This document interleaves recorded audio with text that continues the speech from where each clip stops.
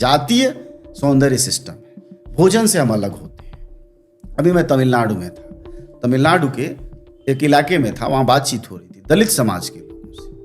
तो दलित समाज के लोग, फिर पिछड़ी जातियों के लोगों से बात हुई, तो उन्होंने कहा कि देखिए साहब, हमारे यहाँ तो मतलब उनके यहाँ मांसाहार में बहुत सारी चीज़ें हैं। तो जैसे वो लोग जो है वो ये भैंस का मीट खा लेते हैं। अब उन्होंने कहा कि नहीं, ये दलित लोग जो है वो सुअर और गाय का मीट खाते हैं, इसलिए हम उनके यहाँ नहीं जाते।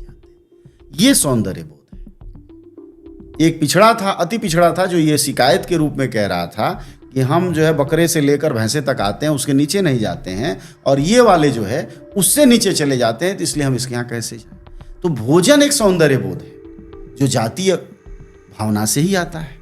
तो फिर उसमें प्रेम भी है। मुझे लगता था भोजन हायरार्की है, लेकिन आपने कहा कि एस्थेटिक्स है। हाँ, ये हमारे देश में है। यहाँ तक कि रंग और प्रेम का बहुत गहरा रिश्ता है।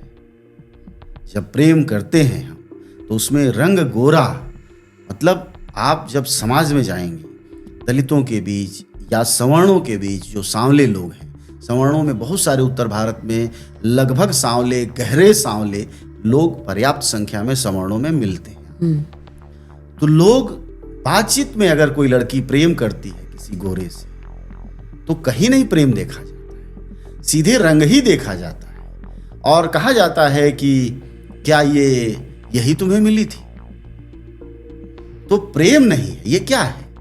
हमारे यहाँ प्रेम के ऐतराज जातीय ऐतराज भी, और वो हमारे जातीय संस्कारों में वो प्रेम दिखाई देता है।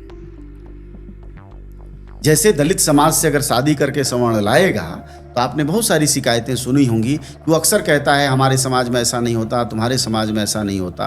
वो सब जातीय दायरा ही है, और उस वजह से ये रूप बनता है।